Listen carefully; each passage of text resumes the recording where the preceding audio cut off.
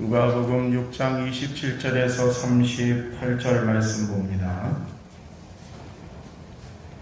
그러나 너희 듣는 자에게 내가 이르노니 너희 원수를 사랑하며 너희를 미워하는 자를 선대하며 너희를 저주하는 자를 위하여 축복하며 너희를 모욕하는 자를 위하여 기도하라. 내 이 뺨을 치는 자에게 저 뺨도 돌려대며 내 겉옷을 빼앗는 자에게 속옷도 금하지 말라. 물은 내게 구하는 자에게 주며 내 것을 가져가는 자에게 다시 달라지 말며 남에게 대접을 받고자 하는 대로 너희도 남을 대접하라. 너희가 만일 너희를 사랑하는 자를 사랑하면 칭찬받을 것이 무엇이뇨? 죄인들도 사랑하는 자를 사랑하느니라. 너희가 만일 선대하는 자를 선대하면 칭찬받을 것이 무엇이뇨? 죄인들도 이렇게 하느니라. 너희가 받기를 바라고 사람들에게 빌리면 칭찬받을 것이 무엇이뇨? 죄인들도 의수히 받고자 하여 죄인에게 빌리느니라. 오직 너희는 원수를 사랑하고 선대하며 아무것도 바라지 말고 빌리라. 그리하면 너희 상이 클 것이요 또 지극히 높으신 이의 아들이 되리니 그는 은혜를 모르는 자와 악한 자에게도 인자로우시니라. 너희 아버지의 자비하심 같이 너희도 자비하라.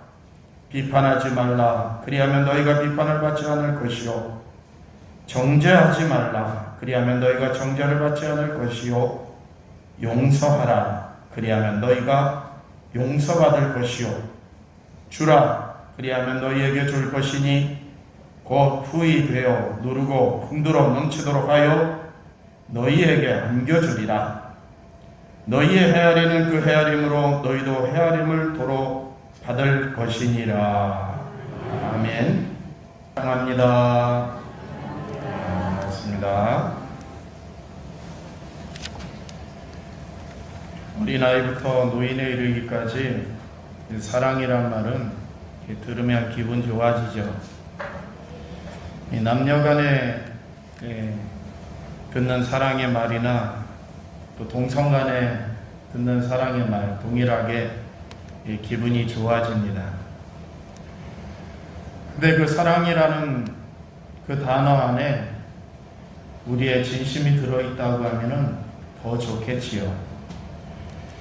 우리가 지금 날마다 또 사랑의 말을 하고 또 매주 한 번씩 말씀 나누기 전에 사랑합니다 라고 고백을 하는데 어떠세요? 여러분의 마음의 진심이 상대방에게 전달되고 있을까요? 사랑의 말을 100마디 하더라도 그 사랑 안에 진심이 들어있지 않으면 울리는 괭가리가 되고 시끄러운 소리밖에 안 된다라고 하는 그런 말씀이 있습니다. 오늘은 제가 여러분에게 사랑이라고 하는 가볍기도 하지만 참 무거운 말씀을 나누고자 합니다. 우리 그리스도인들에게 늘 따라다니는 것은 사랑인데 그 사랑이 우리에게 없다고 세상 사람들은 말합니다. 교회 안에 있는 우리 그리스도인들마저도 사랑이 없다라고 얘기를 하고 교회 안에서 사랑을 말하는 저를 포함한 목회자들을 향해서도 사랑이 없다라고 말합니다.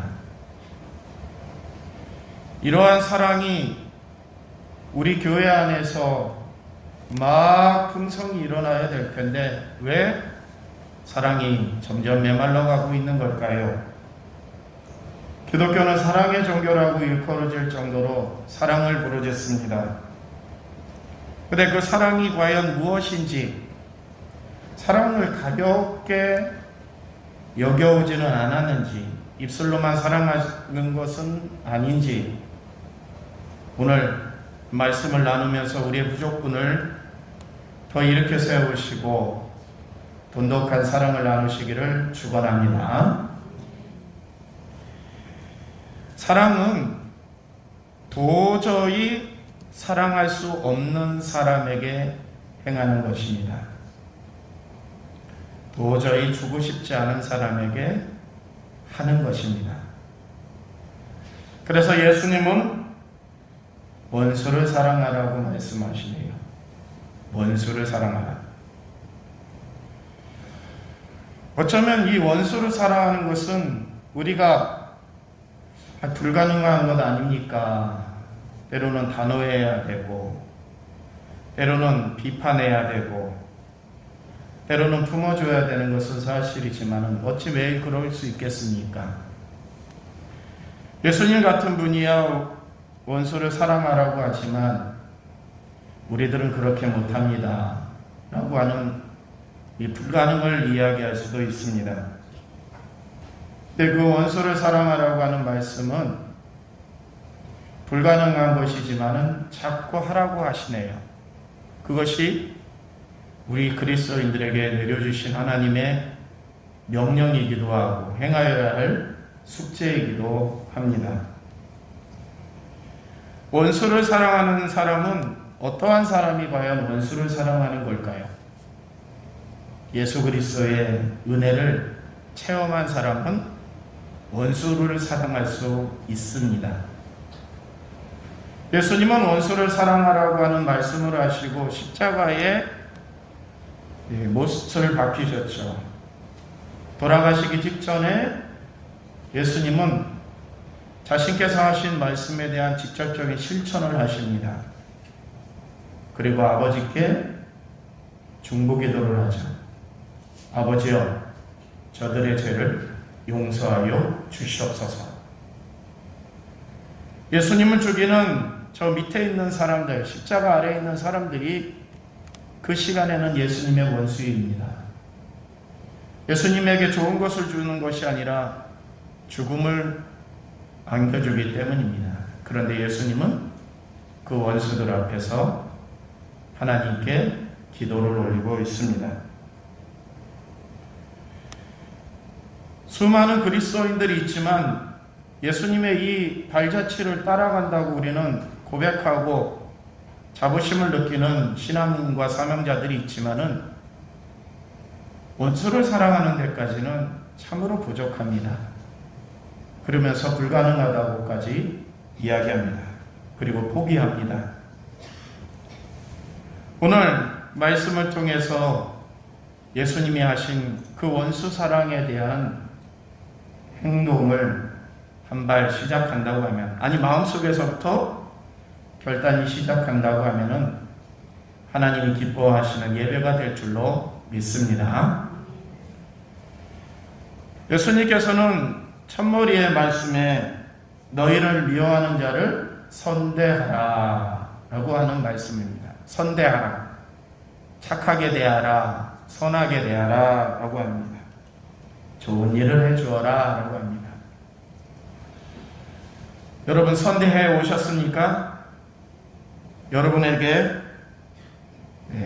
비방의 말을 쏟아놓는 사람들, 여러분에게 손해를 끼친 사람들, 그 대표적인 사람들이 원수, 그 원수에게 좋은 일을 하셨습니까?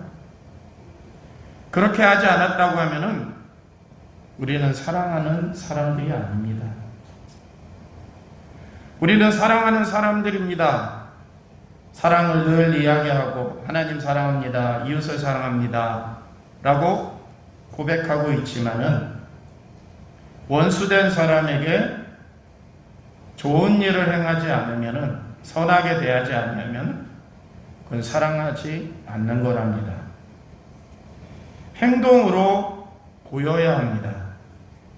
원수를 사랑하고 그에게 선한 모습을 보여야 합니다. 그 다음으로 하시는 말씀이 너희를 저주하는 자를 위하여 축복하라 라고 말씀하고 있습니다. 한 걸음 선대하는 것보다 한 걸음 더 나아가는 모습입니다. 복을 빌어주는 것, 축복하는 것. 예수님께서는 너희를 모욕하는 자를 위해서 기도하라 라고 말씀합니다. 욕하는 자를 위해서 하나님께 기도할 수 있을까요? 기도해 오셨나요? 더러더러 상담을 해오시는 우리 성도님들 가운데는 누가 나를 못살게 굴어요? 이웃이 나를 힘들게 해요. 라고 하는 그러한 하소연을 하는 분은 있어도 그를 위해서 지금 기도하고 있어요. 라고 하는 그러한 대답은 잘 듣지 못했습니다. 누가 나에게 기도를 요청해서 내가 그를 위해서 기도하고 있어요. 라고 하는 말씀을 많이 하셨어요. 그런데 나를 괴롭히는 사람을 위해서는 기도하고 있어요. 라고 하는 것은 잘 안 하시더군요. 저도 그래요. 저를 어렵게 하는 사람을 위해서 기도하는 거 쉽지 않아요. 그렇게 해서 그래서 못 해왔습니다. 그런데 하나님은 너희를 모욕하는 자를 위해서 기도하라고 말씀합니다. 기도는 선대하고 또 축복하는 것은 밖으로 드러나는 일이에요. 참아주고 용서해주는 것은 밖으로 드러나는 일이에요. 그런데 기도하는 것은요, 내 속에서 하는 거잖아요. 그 사람이 몰라요. 상대방도 몰라요. 가장 가까이 있는 아내도 모르고 남편도 몰라요. 오직 하나님만 아세요.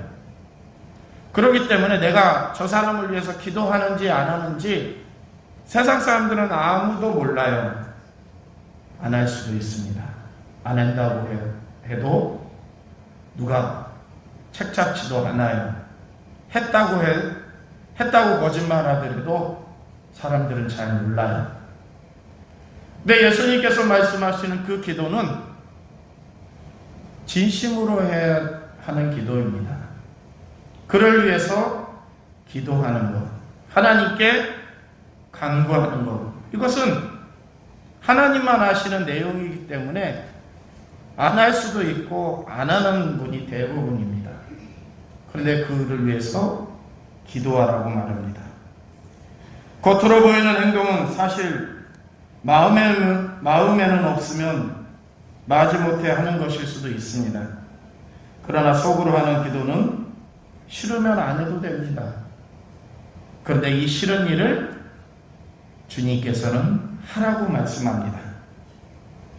진정 원하거나 좋아하지 않고는 하지 않는 일이 기도입니다. 자신을 모욕하는 자를 위하여 기도한다는 것은 그래서 원수를 사랑하는 확실한 실천입니다. 그리고 하나님 앞에 내가 원수를 사랑한다는 증거이기를 보여드리는 것입니다. 사람이 보일 수 있는 사랑의 형태 중 가장 최상의 것이라고 할 수가 있겠습니다. 내가 무엇을 나눠주는 것이 최상이 아닙니다. 당신을 용서합니다 라고 하는 것이 최상이 아닙니다. 진정 내 속에 누가 보든 안 보든 저 원수를 위해서 기도할 수 있는 이 지금의 마음, 그 기도를 위해서 내 자신의 욕망을 억누르고 내 분을 참아내며 지금까지 내게 주었던 그 모멸감을 다 꾹꾹 누르며 그를 위해서 기도할 수 있는 그 모습이 하나님이 진정 원하는 사랑의 모습인 것입니다. 그래서 이 기도를 초자연적인 사랑이라고 합니다. 초자연적인 사랑, 뛰어넘는다는 거죠. 우리 부모는 우리가 그에게 잘을 못해도 자식들을 위해서 기도합니다. 잘못해도 기도. 그걸 초자연적인 사랑이라고 하죠. 마찬가지로 우리가 누군가를 위해서 기도할 때 조건이 붙는 기도는 진정한 사랑이 될 수가 없답니다. 저가 내게 좋은 느낌을 주면, 내게 유익을 주면, 나랑 친하면, 나에게 손해를 안 끼쳤으면 기도해 줄게 라고 하는 것은 사랑이기도 하지만 그것은 저 밑에 있는 사랑의 돌뿐입니다. 저가 나에게 손해를 끼쳤어도 내가 저를 위해서 진심으로 하나님 앞에 중보할 수 있는 그 기도야말로 내 이 자연현상을 뛰어넘은 초자연적인 사랑을 하는 것이랍니다. 아버지, 저들을 사하여 주옵소서. 자기들이 하는 것을 알지 못합니다. 어떤 사람이 예수님과 같은 이 기도를 할 수 있을까요? 예수님이 나에게 생명을 주셨다라고 하는 깨닫는 성도, 이 성도가 남을 위해서도 기도할 수 있을 줄로 기억하시기 바랍니다. 그러면 내가 누군가를 위해서 기도한다고 하면은 믿음의 표현입니다. 나도 주님께 용서함을 받았고 사랑을 받았습니다. 도저히 갚을 길이 없는 그 죄를 졌고 도저히 헤어나올 수 있는 그 상황 속에서 예수님이 저의 손을 붙잡아 주시고 저의 죄와 허물을 감싸 주시고 저를 품에 안아 주셨습니다 라고 하는 그 감동적인 믿음이 있는 성도가 원수를 위해서 기도할 수 있는 것입니다. 스데반 집사님 7 집사 중에 가장 처음으로 순교한 사람입니다. 그는 돌에 맞아 죽었다고 했습니다. 돌 하나 던져도 아파서 고함을 치는데 돌에 맞아 죽을 정도면 어떠한 고통이 그에게 따를까요? 이때 스데반 집사는 그 고통 중에서도 기도를 했다고 하죠. 아버지요, 저들의 죄를 용서해 주세요 라고 하는 기도를 했다고 했습니다. 그때 성서에서 보면은 스데반 집사가 저 하늘을 쳐다보니 하늘문이 열리고 천군 천사들이 그를 맞이하러 나오고 있었다라고 하는 그 표현을 합니다. 오늘 설교의 마지막 부분에 사랑하는 사람이 하나님의 아들입니다. 우리 다 같이 해보실까요? 사랑하는 사람이 하나님의 아들입니다. 사랑을 해야 하나님의 아들이 된다, 자녀가 된다라고 인정해 주신답니다. 여러분은 하나님의 자녀이십니까? 사랑을 하십시오. 원수를 사랑하십시오. 그래야 그 자격이 주어진답니다. 그렇지 않으면 자격이 없답니다. 내 스스로 하나님의 자녀라고 하는 고백을 한다고 하면은 원수를 사랑하랍니다. 선대하고 축복하고 그를 위해서 기도하라고 합니다. 만약 그러지 못하면서 하나님의 자녀라고 고백하신다고 하면은 오늘 회개하시기 바랍니다. 그리고 그 불가능한 것을 하기 위해서 마음을 잡으시고 시작해 보시기 바랍니다. 29절에 가면은 너의 뺨을 치는 자에게 젖뺨도 돌려대며 내 겉옷을 빼앗는 자에게 속옷도 금하지 말라. 물어내게 구하는 자에게 주며 내 것을 가져가는 자에게 다시 달라지 말며 남에게 대접을 받고자 하는 대로 너희도 남을 대접하라 라고 말씀합니다. 이 말씀을 통해서 예수님이 요구하시는 것은 달라면 그냥 주라라고 하는 기계적인 행동이 결코 아닙니다. 예수님이 요구하시는 것은 나에게 피해를 입힌 상대방에 대한 변함없는 관심을 가지라라고 하는 말씀입니다. 비록 원수 같은 자라 할지라도 그를 포기하거나 피하지 말라는 것입니다.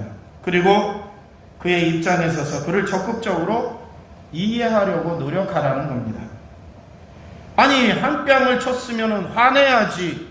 아니 내 겉옷을 빼앗으면 싸워야지. 어떻게 다른 뺨도 돌려대고 어떻게 속옷까지 내어줄까? 이렇게 한다는 겁니다. 그 이유가 뭘까? 왜 뺨을 맞았는데 다른 뺨까지 돌려대고 왜 옷을 빼앗는데 속옷까지 내어줘야 될까? 왜 그럴까? 상대방이 무엇을 원하는지를 계속 관심을 가지라고 하는 겁니다. 그냥 멍청하게 맞고 있어라, 빼앗겨라 이 뜻이 아닙니다. 그냥 주면은 그냥 빼앗겨라고 하는 의미도 아닙니다. 그냥 내가 있으니까 나눠줘 이 의미도 아닙니다. 상대방이 왜 그럴까라고 하는 계속 관심을 가지라고 하는 겁니다. 우리는 원수가 있으면 그냥 미워하는 것이 쉽습니다.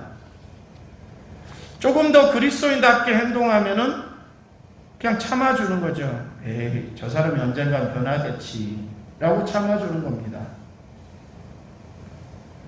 그런데 여기서 그치지 않고 저 원수가 왜 나에게 이러한 행동을 하지? 라고 하면서 계속 그의 모습을 이해하려고 받아들이는 거라는 겁니다. 이것이 사랑이라고 말씀합니다. 사랑은 이랬다 저랬다 하는 것이 아니라 한결같은 마음으로 상대방에게 다가가는 것이 사랑이라는 것입니다. 이러한 관심이 진정 사랑을 이루는 것이라고 말씀합니다. 그리고 이것은 참된 사랑이란 희생을 동반하는 것이다 라고 하는 것을 알려주고 있습니다. 뺨을 맞는 것은 인격적인 피해를 입는 것이고 옷이 빼앗긴다는 것은 금전적인 손해를 보는 것입니다. 그런데 이 참된 사랑은 그러한 희생을 마다하지 않는 것이라고 말합니다. 31절에 또 말씀해 보면 남을 대접을 받고자 하는 대로 너희도 남을 대접하라고 말씀합니다. 이 말씀은 남에 대한 최선의 관심과 배려를 권면하는 것인데요. 남을 대접하되 내 식으로 편한 대로 대하는 것이 아니라 그의 입장에서 대하라는 겁니다. 여러분, 누가 선물을 뭐 줄까? 선물을 뭐 줄까? 라고 하면 보통 뭐라고 대답해요? 그냥 아무거나 주세요. 누구를 배려하는 거예요? 상대방을 배려하는 거예요. 그렇죠? 아무거나 줘. 자녀가 잘 사는 자녀가 있고 좀 그렇지 못한 자녀가 있대요. 좀 부유하게 사는 자녀가 질문을 해오면 어머니, 아버지 이번 생신 때는 무슨 선물을 드릴까요? 이렇게 하면 잘 사는 자녀가 그런 질문을 해오면 정말 갖고 싶었던 것을 이야기합니다. 그렇죠? 나 뭐 갖고 싶다. 내 뭐 갖고 싶다. 근데 좀 덜 잘 사는 자녀가 부모의 생신이 오니까는 선물을 해줘야 되는데 무슨 선물을 할까 묻습니다. 아버지, 어머니 뭘 선물해 드릴까요? 그러면 아이 됐다야. 됐다. 그냥 조그만 것이라도 너의 사랑으로 받으마. 이렇게 합니다. 우리가 선물을 받고 용서함을 받길 원하는 그 마음처럼 상대방의 그 마음으로 들어가서 그의 마음을 읽어보라는 겁니다. 지금 저가 절실히 필요한 것이 무엇인지. 관심을 가진 자는 돈이 많고 적고를 떠나서 자녀들은 그 부모가 무엇을 원하는지, 어떤 선물을 해줘야지 기뻐하는지를 압니다. 관심이 없으면 모릅니다. 자기가 원하는 대로만 합니다. 얼마 전에 명절이 지나갔는데요. 여러분, 가족들이 오거나 또 자녀들이 와서 이렇게 여러분을 대접하고 즐겁게 지내다 가셨죠? 근데 이제 여러분들이 연세 드시니까는 주로 뭐를 하냐면은 자녀들이 먹을 것을 해오기도 해요. 그렇죠? 음식을 만들어 오기도 해요. 그리고 그것이 좀 여의치 않은 분들은 명절날 부모님과 함께 식당에 가서 식사를 하려고 해요. 근데 명절날 식당에 가서 식사가 쉬워요, 어려워요? 아니, 문 닫았어요, 그죠? 어려워요. 근데 그것도 모르고 자녀들이 명절날 그냥 아침에 뭐 좋은 식당에 가서 식사하시죠? 뭘 몰라요, 그죠? 다 쉬면 돼요. 찾아 헤매다가 어느 칼국수집 가서 식사하는 경우가 있어요. 저희도 사실 그런 적이 있거든요. 명절날 뭐 복잡하게 음식해요. 우리 뭐 사 먹어요. 라고 했다가 식사 못하고 집에서 굶은 적도 있습니다. 그때 얼마나 죄송하든지 내가 부모를 이거밖에 사랑하지 못하고 있구나 라고. 그 다음 차선이 뭔지 아세요? 사가는 거였어요. 명절날 명절 전에 마트에 가서 사가는 거예요. 근데 한때는 사갈 때 내 맘대로 사갔어요. 그랬더니 부모님이 처음에는 반기더군요.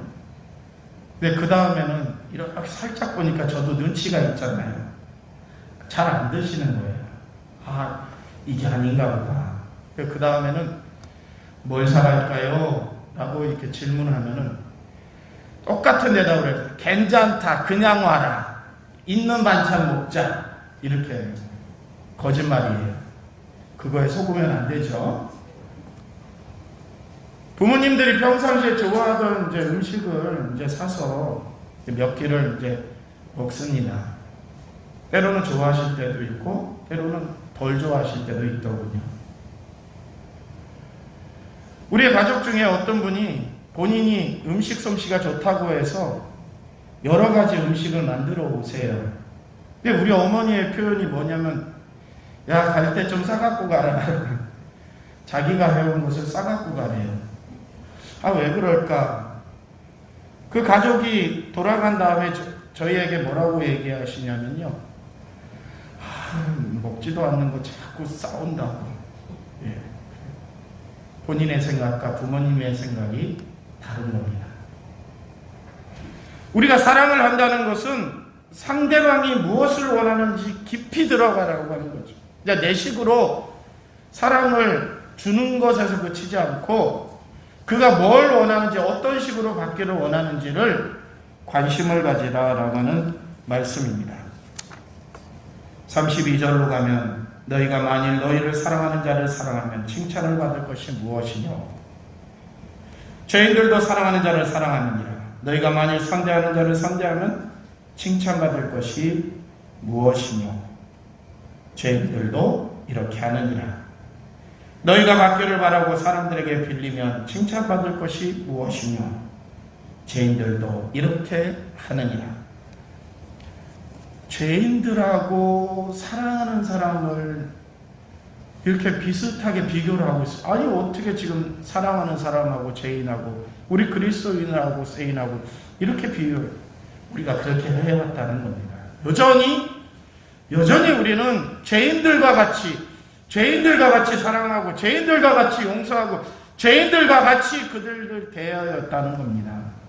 그리스도인이 되었으면 하나님의 은혜로, 예수 그리스도의 그 보혈의 은혜로 새로 태어난 심령들이 되었으면 죄인들의 길에서 벗어나서 무언가 다른 모습을 보여야 하는데 여전히 그 모습에서 벗어나지 않고 있다는 것을 지적하십니다. 35절로 가면 오직 너희는 원수를 사랑하고 선대하며 아무것도 바라지 말고 그리하면 너희 상이 클 것이요 또 지극히 높으신 이의 아들이 되리니. 할렐루야. 지극히 높으신 이의 아들, 하나님의 아들. 내가 원수를 사랑하면, 사랑의 본질을 진정해야 하면은 하나님의 아들이 된답니다. 사랑하는 성도 여러분, 여러분은 하나님의 아들이라고 고백하는데, 하나님의 자녀로 고백하는데, 진정 사랑을, 상대방이 원하는 사랑, 대가성이 없는 사랑, 그를 위해서 축복하는 사랑, 그를 위해서 참아주는 사랑, 그를 위해서 하나님 앞에 기도할 수 있는 사랑, 내 중심이 아니라 상대방 중심으로 상대방 입장에서 다가가는 그 사랑을 하고 계시다고 하면은 여러분은 하나님의 자녀로 인정받을 줄로 믿습니다. 마태복음 5장 9절에서는 화평케 하는 자들은 하나님의 아들이라 일컬음을 받는다, 이렇게 말씀하셨어요. 이 화평케 하는 자들, 바로 사랑을 나누는 자들과 동일시할 수 있습니다. 즉 누가복음의 이 말씀이나 산상수훈의 이 말씀이나 동일한 말씀입니다. 결국은 사랑이 문제입니다. 결국 우리의 모습이 문제인 것입니다. 하나님의 은혜로 우리가 지금 거듭난 삶을 살아가고 있다고 하면은 하나님의 자녀답게 행하라고 하는 말씀입니다. 오늘 보면 35절과 36절에 보면 하나님은 인자하신 분이다, 하나님은 자비로우신 분이다 라고 하는 말씀을 합니다. 그래서 저희에게도 너희도 인자하고 너희도 자비하라 라고 하는 말씀을 합니다. 비판하지도 말고 정죄하지도 말고 용서하라 라고 말씀입니다. 그러면 하나님이 우리에게 무엇을 주시는 걸까요? 복을 주십니다. 그 복이 어떠냐면요, 후히 되어 누르고 흔들어 넘치도록 하여서 꾹꾹꾹꾹 해서 우리에게 안겨주신답니다. 할렐루야. 무한한 복입니다. 무한한 복입니다. 우리가 시장에서 뭘 살 때, 대를 살 때 계속 주인이 올려주죠. 올려주는데 우리 다 알아요. 올려봤자 떨어지는 거, 그죠? 봉지에 담기 전에 토독 한번 하면 툭 떨어지는 거.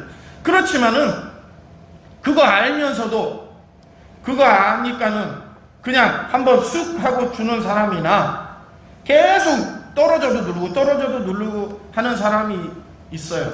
어느 집에 가시겠습니까? 계속 누르는 그 집으로 향합니다. 우리 하나님이 그러한 모습으로 우리에게 복을 주신다고 합니다. 어떨 때요? 원수를 사랑할 때, 진심으로 사랑할 때, 하나님의 은혜를 깨달으면서 선대하는 사람, 하나님 자녀답게 사는 그 성도에게 그러한 넘치는 복을 허락해 주신다고 말씀합니다. 이 말씀은 하나님께서는 사랑을 실천하는 사람에게 더 이상 어떻게 주셔야 할지 모를 정도로 우리의 삶의 구석구석 빠짐없이 눌러서 복을 채워주신다라고 하는 말씀입니다.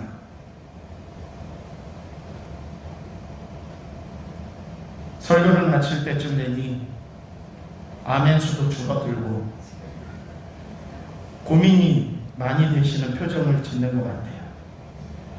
처음에는 사랑하십니까? 예, 하지만 지금 내가 다시 여러분 사랑하십니까? 하면은 쭈뼛쭈뼛 대답을 안 하실 것 같아요. 사랑은 쉬운 단어가 아니라 참 어려워요.